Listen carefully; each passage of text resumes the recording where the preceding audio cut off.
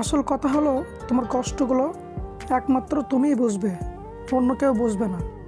সে তোমার যতই আপন হোক না কেন।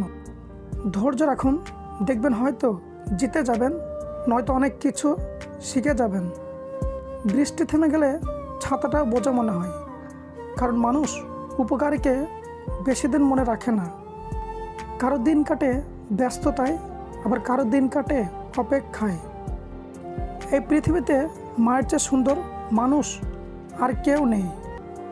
অন্যের মুখে শোনা কথা তাড়াতাড়ি বিশ্বাস না করাই ভালো, কারণ সত্যের তুলনায় মিথ্যা দ্রুত ছড়িয়ে পড়ে।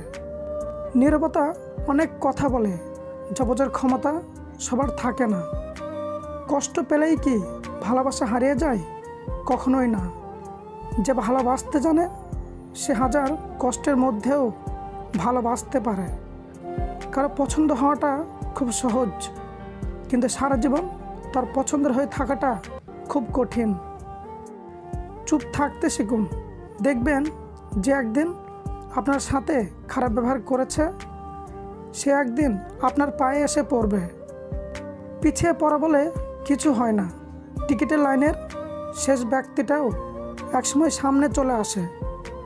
মুখে মুখে আপন আপন তো অনেকেই বলে, কিন্তু কে আপন সে তো সময় বলে দেয়।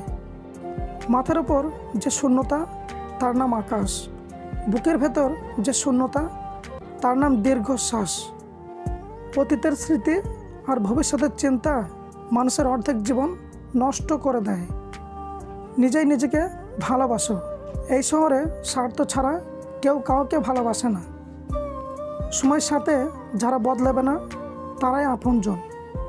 একা থাকাই ভালো, অন্তত কষ্ট দেওয়ার মতন তো কেউ থাকবে না। আজকাল কারোর সাথে মন খুলে কথা বলতেও ভয় লাগে।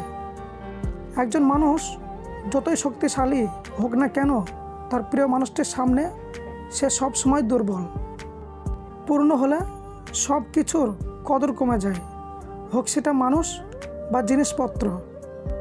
রাত জেগে সবাই প্রেম করে না, কেউ কেউ একরাশ ডিপ্রেশন আর অপেক্ষা নিয়ে কাটায়। কিছু কিছু মানুষ আছে যার শিক্ষিত হয়েও মূর্খের মতো আচরণ করে।